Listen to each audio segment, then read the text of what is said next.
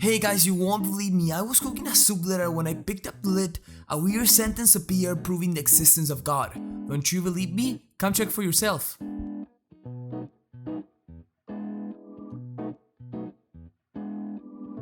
Of course you won't believe me, it's quite improbable that movements of water and soup letters can arrange a coherent sentence, and especially one proving the existence of Almighty God. But we're not always this skeptical.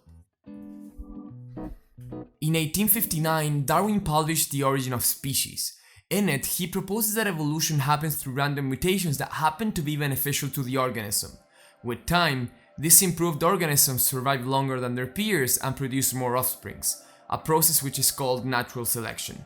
This paradigm in biology has been reigning for centuries now, with few people daring to speak out and challenge the status quo.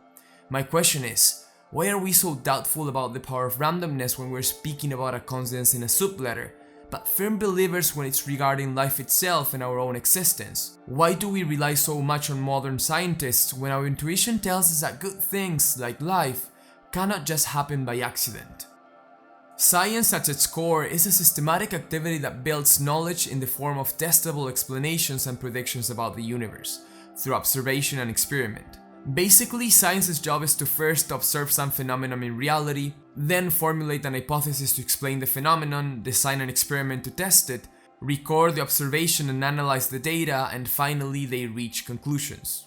And that's all good and necessary. That's how we discover gravity, electromagnetism, the existence of atoms, the second law of thermodynamics, the existence of other stars, and the chemistry of different elements.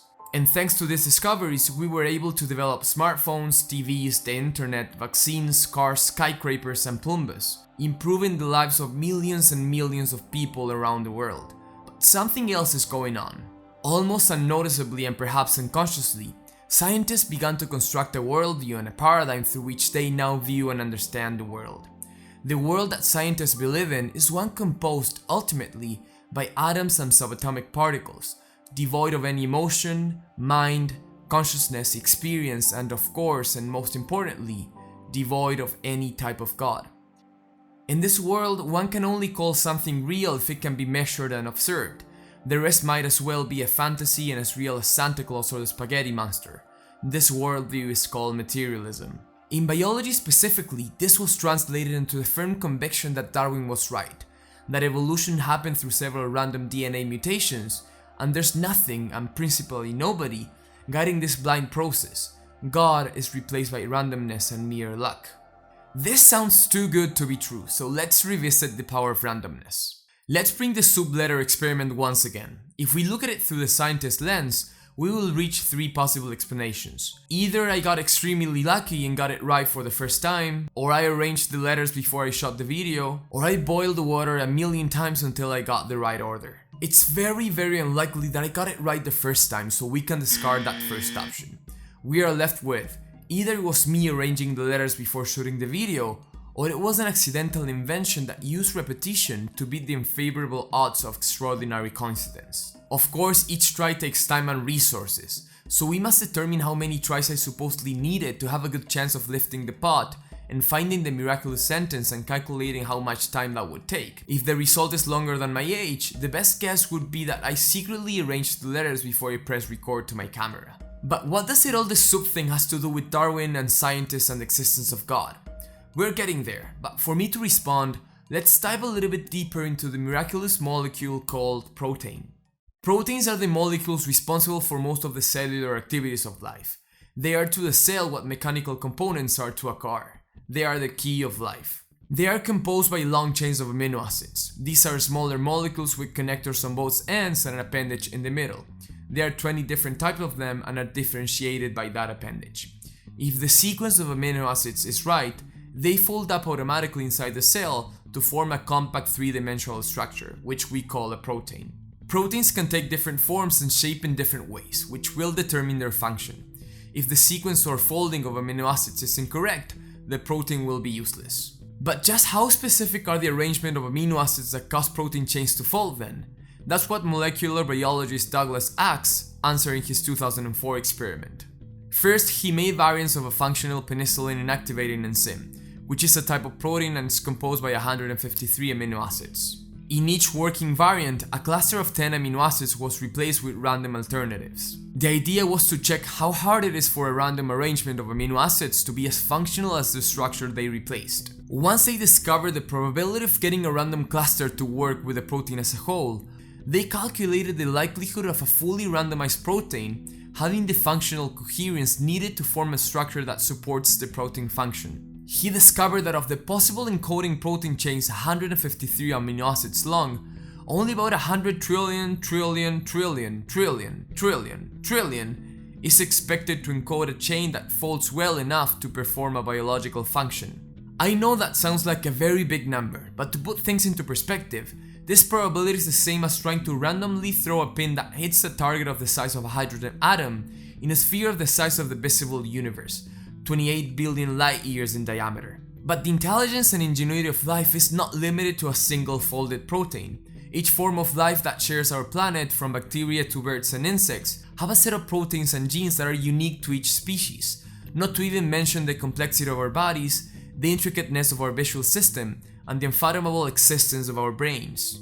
To believe that randomness and natural selection are the authors of life and all its species is to believe that it's possible to hit a target the size of an atom on a universe-sized sphere over and over and over again by blindly throwing subatomic pins. To be fair, natural selection and accidental mutations in DNA can improve and polish a pre-existing future or invention, but it cannot and will never produce meaningful inventions because, as we've seen, it is statistically impossible.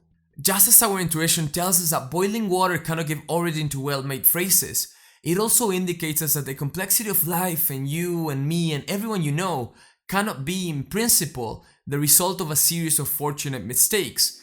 No amount of them can create the sophistication and coherence needed to create something that was not there before.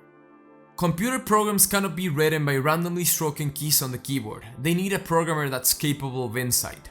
And life is no different. So the key question remains, what is the nature of this mind? Or even more interesting, what is the nature of this reality? What the soup-letter thought experiment demonstrates in a casual fashion and what Douglas Axe shows in a more scientific way is that no amount of DNA mistakes can produce meaningful inventions. Only insight and intelligence can. This provides us with a pretty big hint that reality is not just made of dead, inert atoms bouncing around, but there's something deeper, more profound, more complex going on. Materialism falls short to explain the origin and evolution of life, and as we've seen, only a purposeful, intelligent mind can.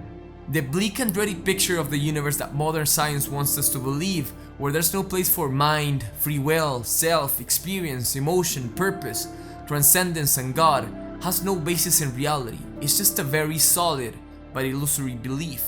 Although this type of experiments are purely physical in nature, their conclusions are not. After hearing about them, it's inevitable that we ask ourselves what's the nature of this mind guiding and instructing the process. Is it a God separated from our reality and pulling the strings in another dimension?